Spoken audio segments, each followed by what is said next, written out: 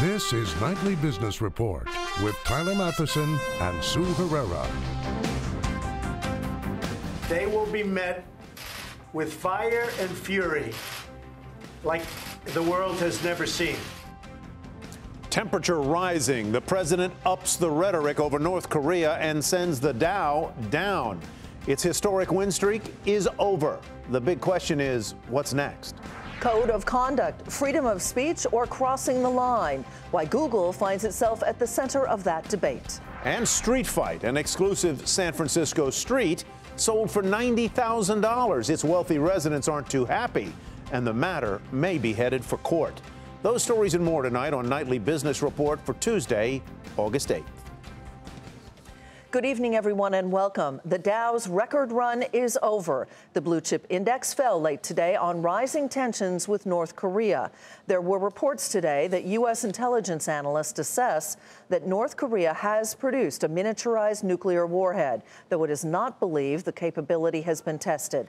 But in response, the president said North Korea better not make any more threats against the United States. They will be met with fire and fury like the world has never seen. He has been very threatening beyond a normal statement. And as I said, they will be met with fire, fury, and frankly, power, the likes of which this world has never seen before. And that sent the stock market lower late today. The Dow snapping its string of record closes, falling 33 points to 22,085. The Nasdaq off 13. The S&P 500 down 6. John Harwood is following the story for us tonight from Washington. John, as always, welcome. What prompted the president to issue his statement today? Tyler, after the United Nations voted sanctions unanimously over the weekend, including support from China and Russia, this was a victory for the Trump administration. You then saw the North Korean leader say that there would be physical reactions from the North Koreans. Didn't really specify it beyond that general statement, but it sounded like a threat. And we know that President Trump does not like to be threatened. He has a personality that favors dominance, and so he responded very sharply with those words to that threat. And we know some of the developments about North Korea, but what do we really know about where they are in advancing what is a nuclear threat? They're getting closer faster than most American analysts had expected over the last several years. You know, first you've got to show the ability to make a nuclear weapon, then you've got to have a missile capable of delivering that weapon, and then you've got to figure out a way to make the nuclear weapon small enough to fit on the missile. It appears from U.S. intelligence analysts that they are getting very close to that step. And of course, we saw the recent test of an intercontinental ballistic missile that suggested, it didn't prove, but it suggested that they have the capacity to reach the U.S. mainland now. All right, John, we have to leave it there. John Harwood in Washington tonight. Investors are not only watching geopolitics, but also earnings. Tonight, we heard from Disney. The Dow component reported a drop in profit and revenue, but it's also shifting its strategy. It plans to take a bigger stake in the streaming firm BAMTech, and it's also launching its own streaming service. Disney earned $1.58 a share, 3 cents better than analysts' estimates. Revenue fell slightly to $14 billion, and shares fell in initial after-hours trading. Julia Borston has more on the company's quarter and spoke to CEO Bob Iger.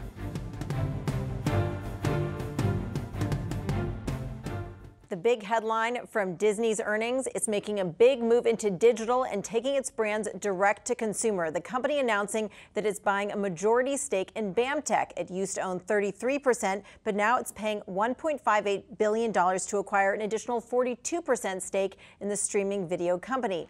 With this new company, Disney's announcing that ESPN will launch a new multi-sport video streaming service to debut in early 2018. The new subscription service that will be accessible through the ESPN app will feature about 10,000 live regional, national, and international games every year, including Major League Baseball, National Hockey League, Major League Soccer, and Grand Slam tennis, among others. Disney also announcing that it will launch a new Disney-branded direct-to-consumer streaming service to launch in 2019. This will feature Disney's films, which is going to be pulling over from Netflix when that deal expires in 2019, as well as original content. Disney announcing that it'll make a significant investment in an annual slate of original movies, TV shows, and short-form content. We talked to Disney CEO Bob Iger about what this means for the company. This lays the groundwork for the company to do a number of things. It provides us with all sorts of optionality that we haven't had before. You know, it's one thing to say you're going to be in the business of being direct to consumer or over the top. It's another thing to do it.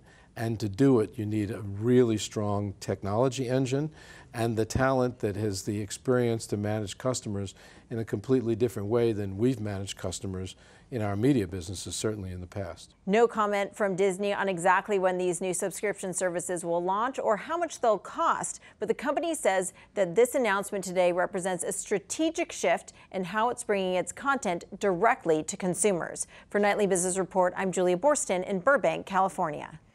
Google fired an employee who reportedly wrote an internal memo suggesting men are better suited for technology jobs than women. The subject of the memo hit a nerve in Silicon Valley, which has been criticized for its lack of diversity. Josh Lipton reports tonight from San Francisco. Google's CEO Sundar Pichai was in a tough spot. He wants his employees to feel free to express themselves, but he doesn't want to be thought of as allowing what some considered bias and bullying at his company. He decided that the only option was to fire James Damore, the reported author of that controversial memo. Pichai said that the engineer had violated the company's code of conduct.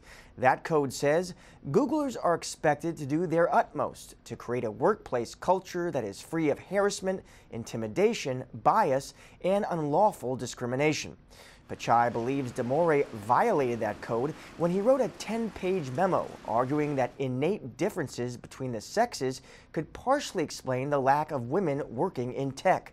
For example, Damore wrote, "Women on average have more openness directed towards feelings and aesthetics rather than ideas. Women generally also have a stronger interest in people rather than things relative to men.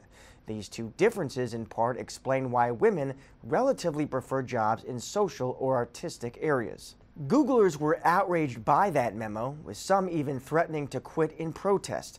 Damore was accused of sexism, and some believe Pichai made the right call. I think he wanted to create the controversy and the discussion, and he got his opportunity. Despite the fact that he said he didn't get a chance to talk, he got plenty of chance to talk, and this is the consequences of what he did.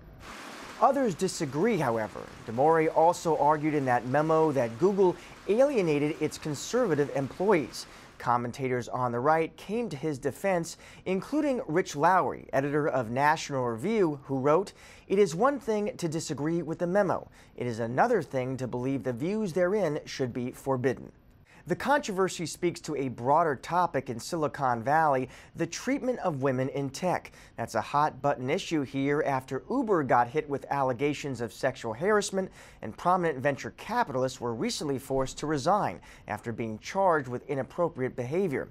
Damore did not respond to requests for comment for this story, but this fight might not be over. He apparently is now considering legal action against his former employer. For Nightly Business Report, I'm Josh Lipton, San Francisco. Here to discuss the Google memo and how companies can intelligently manage important but potentially controversial internal dialogue are Susie Welsh, author of the book Winning, and Bill George, former CEO of Medtronic and now a professor of management practice at Harvard Business School. Welcome to both of you, and I'm so happy you both could be here.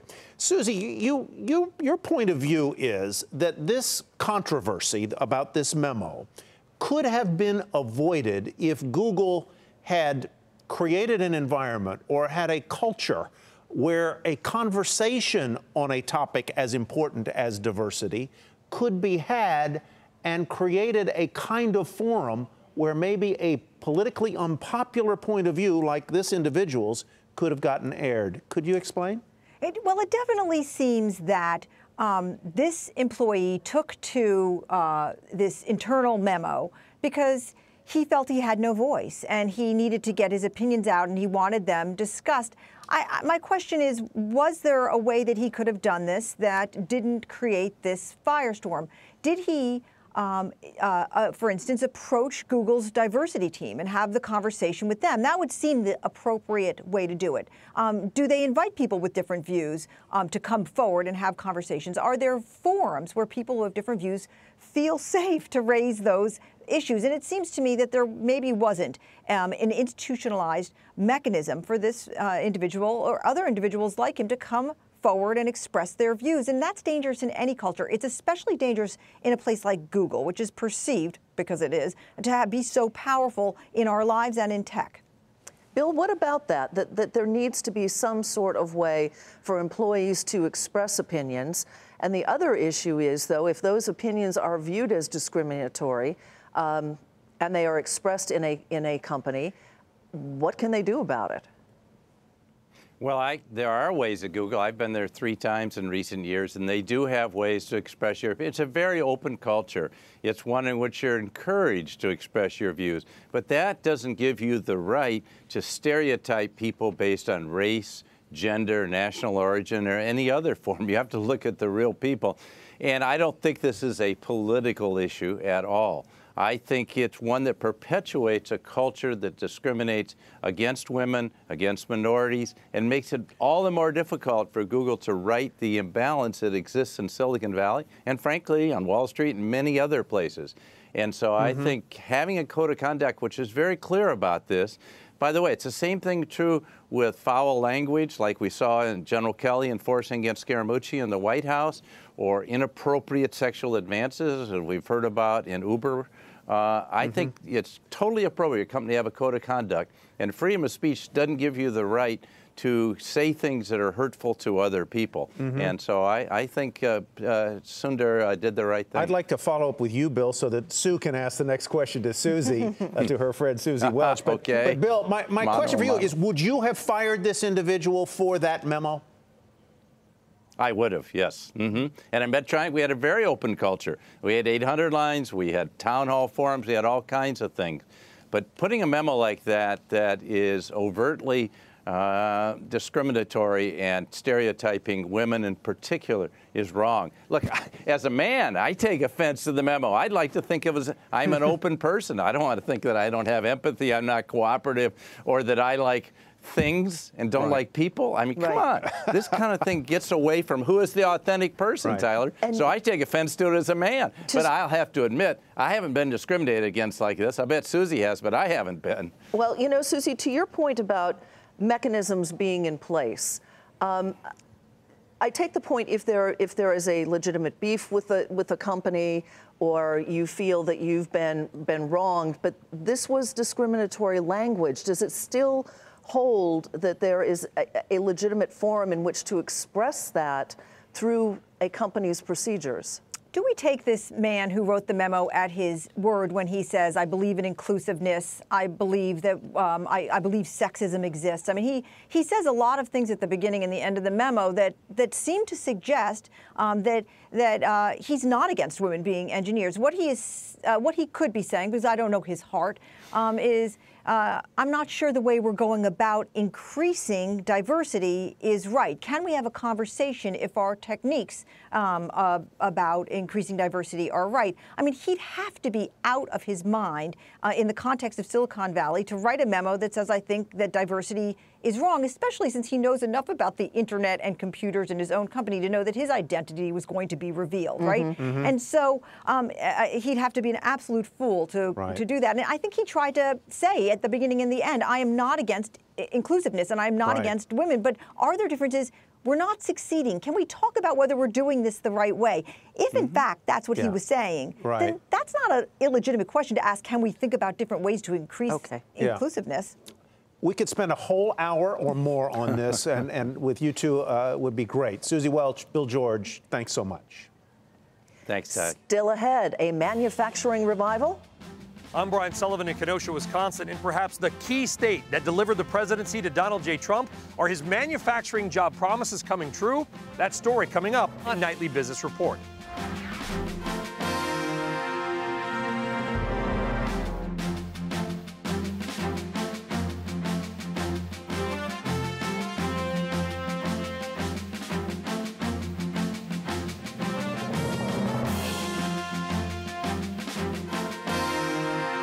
President Trump's promise to bring manufacturing jobs back to the U.S. helped him win Wisconsin, one of the key states that turned the election his way. So 200 days into his presidency, how are business owners feeling? Brian Sullivan is in Kenosha, Wisconsin. Stung by plant closings and job losses, Wisconsin turned red for the White House for the first time since 1984. Things were pretty bleak here for a number of years. Not anymore. After peaking at more than 9% in 2009, Wisconsin's unemployment rate is now one of the lowest in America. And here in the southeast corner of the state, the problem is not finding a job, it's finding workers. There is a strain on our labor force right now. There is a skilled labor shortage in the region, in the state, and throughout the country that needs to be addressed. We cannot find skilled, qualified labor. President Trump is taking credit for part of the recovery and 1 million jobs created around the nation. So when Republican Governor Scott Walker joined us at a manufacturing facility in Kenosha, we asked him how much of Wisconsin's recovery comes from D.C. and how much is due to the big changes and hard decisions made on the state level over the past few years. We started this years ago. Companies like Kittle Manufacturing, where we're at right now, where they make industrial lights, one of the great companies in the country. They moved up from Illinois because they saw the change. We're a state where the tax burden's gone down, the regulatory environment's improved, frivolous lawsuits have gone away, the workforce has improved. Whomever you give the credit to, it is undeniable there is a bit of a manufacturing renaissance taking place here. And so what it'll do, it'll spin the part. And a renaissance that students at Gateway Technical College are excited to be a part of. I feel like a lot of manufacturing is coming back to America where it wasn't before. Everybody wanted to go overseas where it was cheap, and now they're realizing you actually need skilled workers, which you can find right here in America and Wisconsin. And with the skills they're learning, they'll likely have their choice of jobs. Amazon has a massive new facility up the road with a few thousand workers. Many companies are moving here, like this one, which relocated from Illinois for the lower taxes.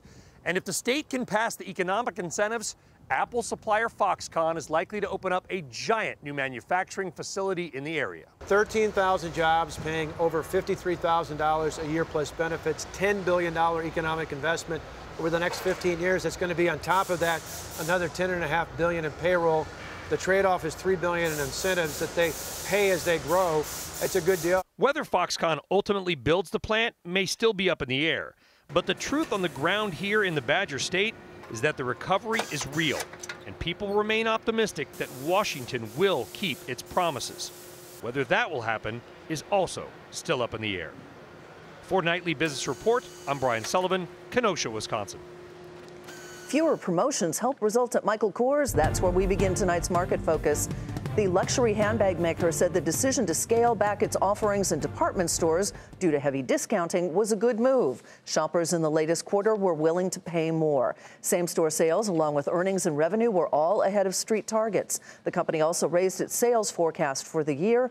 Shares soared 21% to $45.25. Different story, though, at Ralph Lauren. The apparel maker said fewer promotions actually contributed to a drop in sales. Still, the results were ahead of estimates, and profit was also a beat. Shares were higher by 13% to $88.53. Dean Foods said lower milk volumes caused results that disappointed. The company, which sells Friendly's ice cream and Land O'Lakes butter, said it expects volume pressures to continue and as a result cut its outlook for the full year.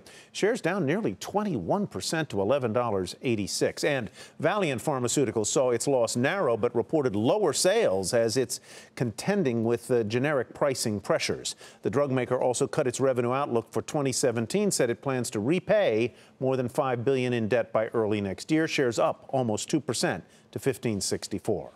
The latest report on airlines shows efforts to bump fewer passengers are starting to pay off. In fact, during the second quarter, there was a nearly 30% drop in the number of people overbooked on flights. Phil LeBeau has more on the push to have fewer flyers stranded at the gate.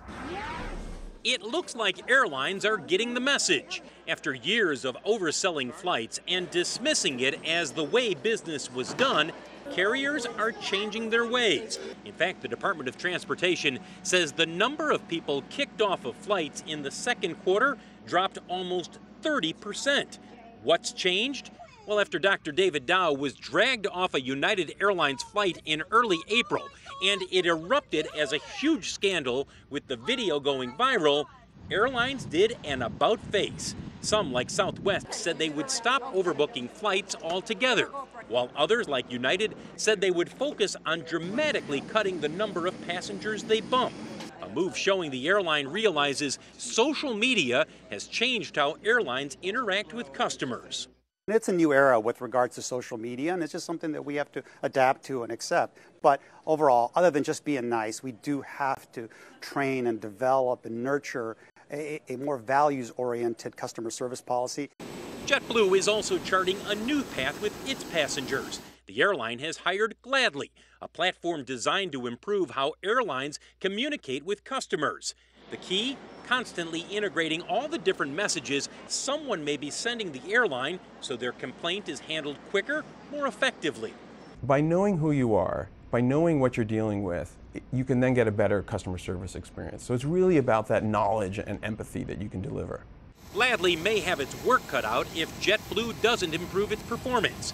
In June, it was dead last landing flights on time, after Spirit and Virgin America. By comparison, Hawaiian consistently had the most planes on schedule. In fact, Hawaiian flights were on time 90% of the time, well ahead of Alaska and Delta.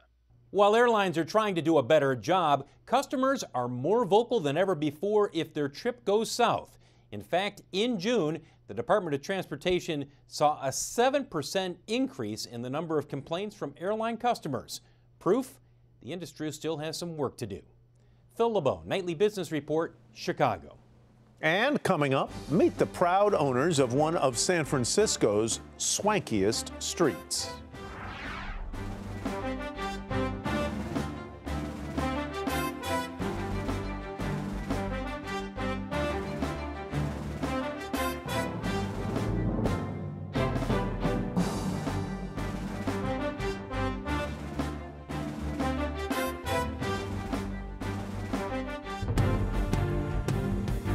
Here's what to look at tomorrow. A meal kit delivery company, Blue Apron, will release its first financial results as a public company.